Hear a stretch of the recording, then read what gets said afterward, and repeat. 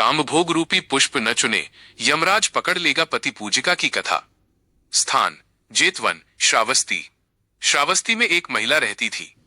16 वर्ष की आयु में ही उसका विवाह कर दिया गया। उसे 4 पुत्र हुए। वो विहार जाकर वहां सफाई आदि और भिक्षुओं की सेवा करती थी। उसे पूर्व जन्म की बातें जानने की सिद्धि प्राप्त थी। अपने पूर्व जन्म में वो तावत्तिंस दिव्य लोक में मालमरी की पत्नी थी। धरती पर जन्म लेने पर भी उसके मन में सदा ये लालसा बनी रही कि उसका पुनर्जन्म तावत्तिंस दिव्य लोक में हो और वो एक बार फिर मालमरी की पत्नी बने। वो इसी भावना से भिक्षुओं की सेवा करती थी। चूंकि वो अपने पति को बहुत चाहती थी, मानो उसकी पूजा ही किया करती थी, अतः लोगों ने उसका नाम पति पूजिका रख दिया था। एक दिन वो किसी बीमारी के कारण चल बसी। मृत्यु के बाद तावत्तिंस दिव्य लोक में अपने पति के पास जा पहुंची। उस समय उसकी दूसरी सहेलियां उसके पति की सेवा कर रही थीं। मालमरी ने पूछा, आज सुबह से कहां थी? अभी अभी देख रहा हूं। स्वामी, मेरी मृत्यु हो गई थी। सच?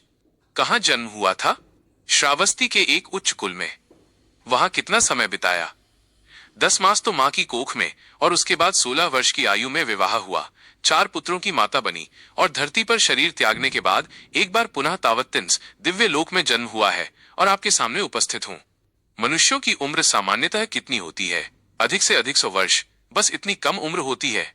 जी हाँ श्रीमान, इतनी कम उम्र पाकर भी लोग क्या प्रमाद में ही अपना समय बिता देते हैं या धर्म, पुण्य आदि सत्कर्म भी करते हैं? प्रश्न मत कीजिए स्वामी।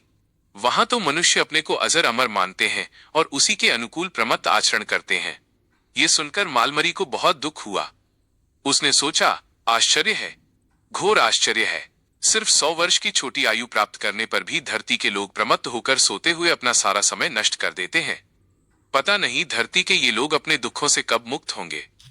मनुष्यों की ये आयु तावत्तिंस दिव्य लोक के सिर्फ 1 दिन के बराबर है। इतनी कम उम्र प्राप्त कर प्रमाद युक्त जीवन बिताना सचमुच ही एक भीषण प्रमाद की बात है। उधर भिक्षुओं ने देखा कि विहार साफ सुथरा नहीं है। पता किया तो पता चला पति पूजिका का देहावसान हो गया है। वे शास्ता के पास गए और पूरी बात बताई।